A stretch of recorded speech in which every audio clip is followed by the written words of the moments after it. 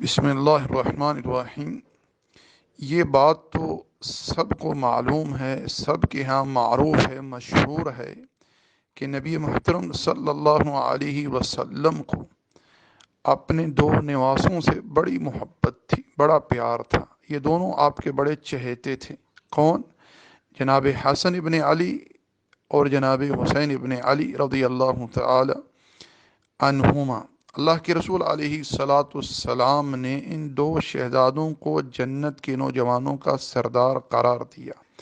اللہ کے رسول علیہ الصلاۃ والسلام فرمایا کرتے تھے، یہ میرے پھول ہیں، اور آپ علیہ الصلاۃ والسلام نے ان کے حق میں دعا کی، اے اللہ میں ان سے محبت کرتا ہوں، تو بھی ان سے محبت کر۔ میرے بھائیو، یہ بات تو ہم جانتے ہیں کہ ان دونوں کا اسلام میں کیا مقام ہے، کیا شان ہے، کیا عزت ہے۔ لیکن کیا وجہ ہے کہ ایک بہت بڑی جماعت، ایک بہت بڑا گروہ جناب حسن ابن علی رضی اللہ تعالی عنہما کی نسبت جناب حسین ابن علی رضی اللہ تعالی عنہما کو زیادہ اہمیت و فوقیت دیتے ہیں، زیادہ پروٹوکول دیتے ہیں؟ اور یہ بات آپ نے ملاحظہ کی ہوگی کہ ان کے ہاں ہر جگہ، ہر بینر میں، ہر جھنڈے میں جناب حسن کے بجائے زیادہ تر جناب حسین ابن علی رضی اللہ تعالی عنہما کا نام لکھا ہوتا ہے۔ حالانکہ یہ دونوں شخصیات، دونوں شہزادے نبی علیہ الصلاۃ والسلام کے چہیتے تھے، آپ کے محبوب تھے، آپ کو ان سے محبت تھی، پر یہ لوگ جناب حسین ابن علی رضی اللہ تعالی عنہ کو جناب حسن کی نسبت کیوں زیادہ پروٹوکول دیتے ہیں؟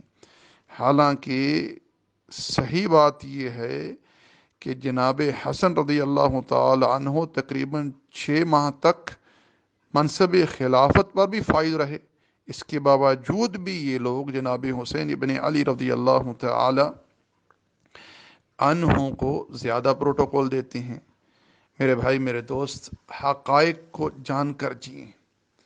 دیکھیں، جناب حسن ابن علی رضی اللہ تعالی عنہ کے متعلق اللہ کے رسول علیہ الصلاۃ والسلام نے یہ پیشن گوئی کی تھی کہ اللہ جل وعلا میرے اس بیٹے کے ذریعے مسلمانوں کی دو بڑی جماعتوں کے درمیان صلح کروائے گا، اور فعلاً ایسے ہی ہوا، کیونکہ رب ذوالجلال تقدس و تعالی نے اپنے پیغمبر علیہ الصلاۃ والسلام کے متعلق ارشاد فرمایا، وما ينطق عن الهوى ان هو الا وحی یوحی، میرے پیغمبر اپنی خواہش سے کوئی بات نہیں کرتے، جو بات بھی کہتے ہیں یہ وحی کے ذریعے کرتے ہیں۔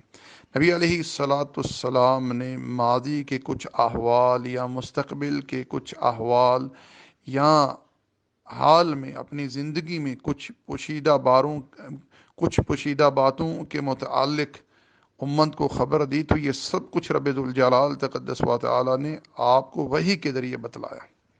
تو آپ علیہ الصلاۃ والسلام نے یہ پیشن گوئی کی تھی کہ اللہ میرے اس بیٹے کے ذریعے مسلمانوں کی دو بڑی جماعتوں میں صلح کروائے گا۔ یاد رکھیں، مسلمانوں کا آپس میں جھگڑنا یا لڑ جانا یہ قطعی طور پر انہیں اسلام سے خارج نہیں کرتا۔ رب ذوالجلال نے قرآن کریم میں ارشاد فرمایا، وَإِن طَائِفَتَانِ مِنَ الْمُؤْمِنِينَ اقْتَتَلُوا فَأَصْلِحُوا بَيْنَهُمَا، اگر مسلمانوں کی دو جماعتیں آپس میں لڑ پڑیں تو ان کے درمیان صلح کروا دو۔ یعنی آپس میں جھگڑا جو ہے، لڑائی جو ہے، یہ کسی بھی گروہ کو، جماعت کو اسلام سے خارج نہیں کرتی۔ رب ذوالجلال نے یہاں اس آیت کریمہ میں ایمان کا لفظ استعمال کیا ہے، اہل ایمان کے لیے۔ یہ بات آپ لوگ جانتے ہیں کہ جناب علی ابن ابی طالب رضی اللہ تعالی عنہ اور جناب معاویہ ابن ابی سفیان رضی اللہ تعالی عنہما کے درمیان کچھ غلط فہمیوں کی بنا پر جنگ ہو گئی، اور یہ ساری سازش جو تھی منافقین کی طرف سے تھی، دشمنان اسلام کی طرف سے تھی۔ وہ قدر استطاعت اس میں کچھ کامیاب بھی ہوئے، لیکن رب ذوالجلال تقدس و تعالی کا حکم جو ہے وہ غالب آیا، مسلمانوں کے آپس میں صلح ہو گئی۔ کیسے؟ جب جناب علی ابن ابی طالب رضی اللہ تعالی عنہ کو ایک خارجی مجرم ابن ملجم نے زہر والی تلوار سے شہید کیا، تو ان کی شہادت کے بعد خلافت جو ہے یہ جناب حسن ابن علی رضی اللہ تعالی عنہما کو سونپی گئی۔ اس وقت جو ہے ایک طرف تھے جناب معاویہ ابن ابی سفیان رضی اللہ تعالی عنہما، جن کے پاس جو ہے شام اور اس کے گرد و پیش کے علاقے تھے، اور کوفہ میں تھے جناب علی رضی اللہ تعالی عنہ۔ اس وقت جو ہے دار خلافت جو تھا دار خلافت جو تھا وہ کوفہ تھا۔ تو جب خلافت جناب حسن ابن علی رضی اللہ تعالی عنہما کو سونپی گئی تو انہوں نے 6 ماہ بعد جناب معاویہ ابن ابی سفیان رضی اللہ تعالی عنہما کے ہاتھ پر خلافت کی بیعت کر لی، خلافت انہیں سونپ دی۔ اب ان کے اس فعل کی وجہ سے مسلمانوں کی 2 جماعتوں کے درمیان صلح ہو گئی، جو اختلاف تھا وہ ختم ہو گیا۔ مسلمان دوبارہ ایک امارت کے نیچے، ایک جھنڈے کے نیچے، ایک خلافت پر جمع ہو گئے، اور اس وقت اہل اسلام کا دارالخلافہ جو ہے دمشق جو ہے وہ ٹھہر گیا سب کے لیے۔ پاس میرے یہ وہ پیشن گوئی تھی نبی علیہ السلام نے جو جناب حسن ابن علی رضی اللہ تعالی عنہما کے متعلق کی تھی کہ میرا یہ بیٹا مسلمانوں کی 2 بڑی جماعتوں کے درمیان صلح کروائے گا، اور ایسے ہی ہوا، اور یہ بات ان لوگوں کی کتابوں میں بھی موجود ہے۔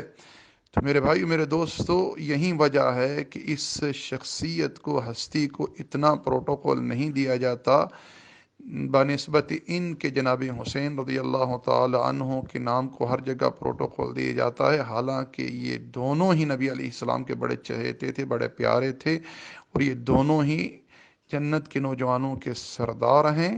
اہل سنت والجماعت جو ایک درمیانہ منہج رکھتے ہیں، نہ تفرید سے کام لیتے ہیں نہ افراد سے، وسطی جو ہے راستہ اختیار کرتے ہیں، درمیانہ۔